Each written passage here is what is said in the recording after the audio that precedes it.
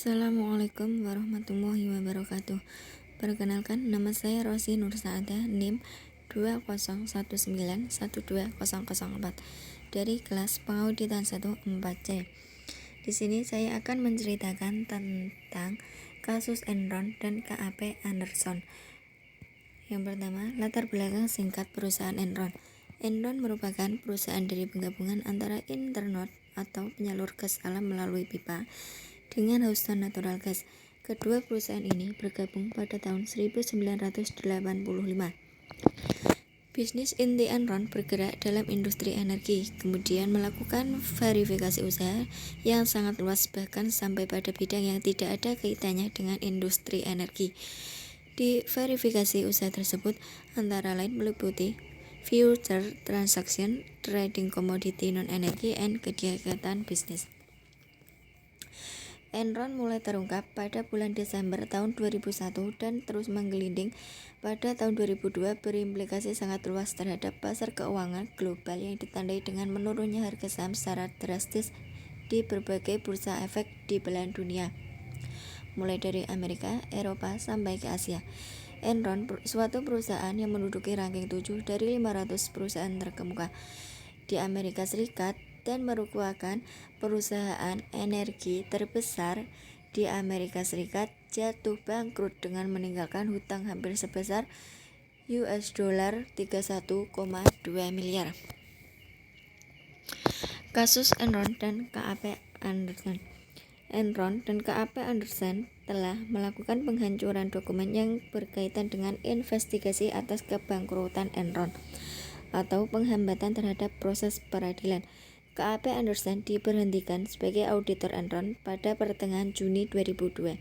Sementara KAP Anderson menyatakan bahwa penugasan audit oleh Enron telah berakhir pada saat Enron mengajukan proses kebangkrutan pada 2 Desember 2001. Lembaga-lembaga eksternal yang ikut bertanggung jawab dalam kasus ini yaitu: yang pertama, Arthur Andersen. Arthur Andersen melakukan pemeriksaan dan memberikan kesaksian apakah laporan keuangan Enron memenuhi GAAP Generally Accepted Accounting Practices. Yang kedua, Wilson dan Elkins, di mana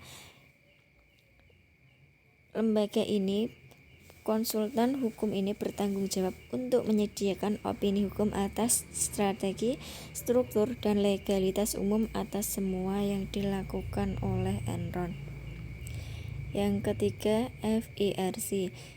Tugasnya tidak melakukan pengawasan secara mendalam. Hal ini dikarenakan Enron melakukan aktivitasnya dalam perdagangan listrik tidak di satu negara. Yang keempat, SEC tidak melakukan investigasi secara mendalam atau melakukan konfirmasi ulang terhadap Enron. SEC hanya mengandalkan pada testimoni yang dibuat oleh auditor perusahaan. Dan yang terakhir, Standard & Poor's serta Moody's memberikan nilai rating untuk sekuritas hutang perusahaan yang diterbitkan dan diperdagangkan di pasar. Dampak dari kasus ini adalah: yang pertama, 4.000 karyawan kehilangan pekerjaan. Yang kedua, munculnya Sarbanes-Oxley atau Undang-Undang Reformasi Perlindungan Investor. Yang ketiga, para karyawan Enron dan investor kecil-kecilan mengalami kerugian karena simpanan hari tua mereka musnah yang terikat dalam saham tanpa nilai. Dan yang terakhir, Arthur Andersen LLP, member di Amerika Serikat yang dianggap ikut bersalah dalam kebangkrutan Enron, juga terkena imbasnya. Yang terakhir dari pembahasan ini adalah perubahan yang terjadi setelah kasus Enron.